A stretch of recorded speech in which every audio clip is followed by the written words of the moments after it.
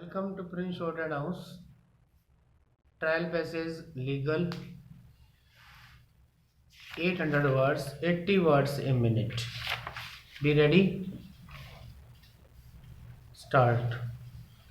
The petitioner tenant has filed the present revision petition aggrieved by the impugned order of the additional rent controller dismissing the application of the petitioner for leave to defend the eviction petition filed in the proceedings of eviction initiated by the respondent landlord. The respondent filed an eviction petition under 14 Section 1E of the Delhi Rent Control Act 1958 against the petitioner. The respondent landlord claimed to have let out initially a portion of the first floor of the property, and in 1991 further portion was let out, but both the tenancies were consolidated in 1993. The premises was stated to be let out for residential purposes, and the possession was sought on the basis that the premises were required bona fide by the respondent landlord and there was no other alternative suitable reasonable accommodation available to him. The first plea raised by learned counsel for the petitioner is that in view of the averment in the affidavit in support of leave to defend application to the effect that the premises were let out for residential commercial purposes, the leave ought to disclose facts which, if proved, would disentitle the landlord from recovering the possession.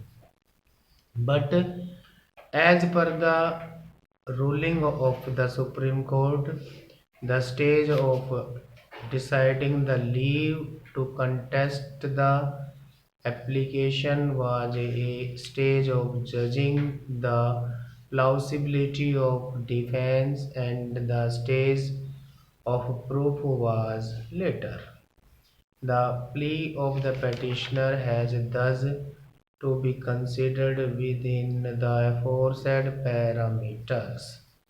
There is no doubt that there is an averment in the application for leave to defend that the premises were being used for commercial activity, but admittedly rent receipts issued from 1993 onwards clearly specify the purpose of letting an residential.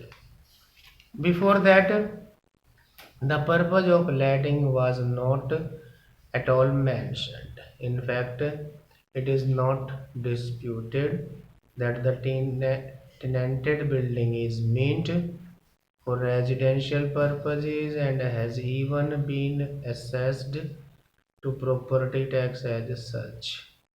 In view of all these facts, the additional rent controller found the purpose of letting to be residential. In my considered view, this finding of the additional rent controller does not require to be interfered with. No doubt the stage for the test of substantial defense had not arisen, but there has to be at least a plausibility of defense.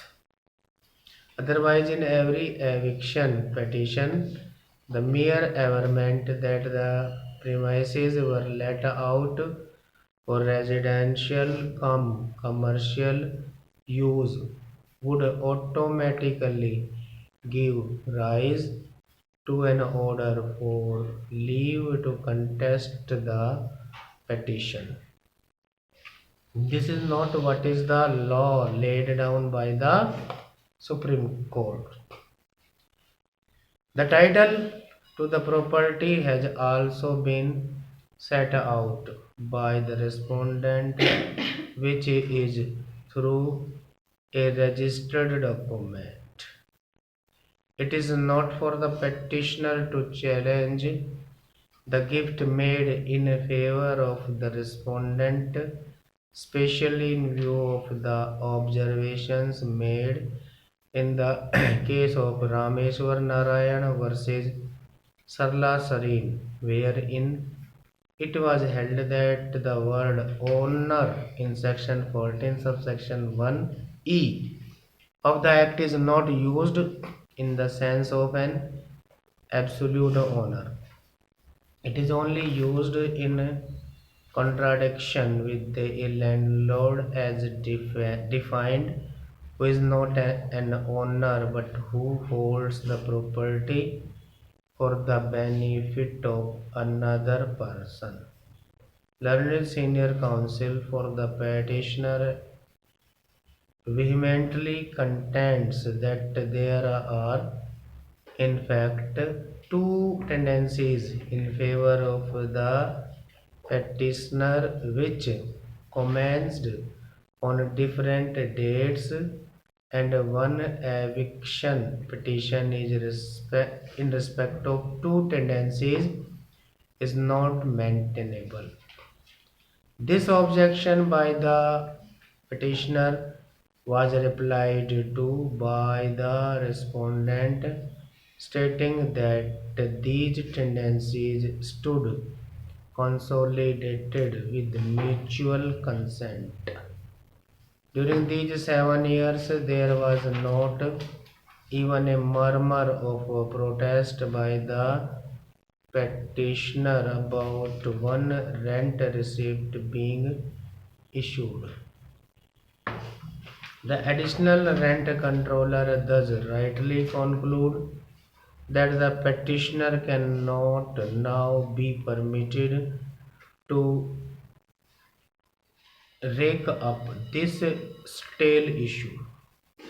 Learned senior counsel for the petitioner also raised the issue of the sale of a portion of the property of Shiv Kumar, which was for family necessity, and stated that instead of selling the property, the respondent ought to have borrowed from the market. This plea is stated only to be rejected. The petitioner cannot dictate to the respondent as to how the respondent has to solve his financial difficulties. The petitioner raised the issue of a larger accommodation available to the respondent, since it was stated that walls had been removed to make a large size room instead of a smaller room. In my considered view, this kind of plea only goes to show that the same is a frivolous attempt on the part of the petitioner to somehow deny the accommodation to the respondent landlord. In fact, the litmus test is whether there is in fact a bona fide requirement or not. The Supreme Court in Shiv Swarup Gupta versus Dr. Mahesh Chand Gupta case held that while considering the issue of a bona fide requirement by the landlord, it cannot be expected that the landlord must cease his requirement to protect the occupancy of the tenant. Stop.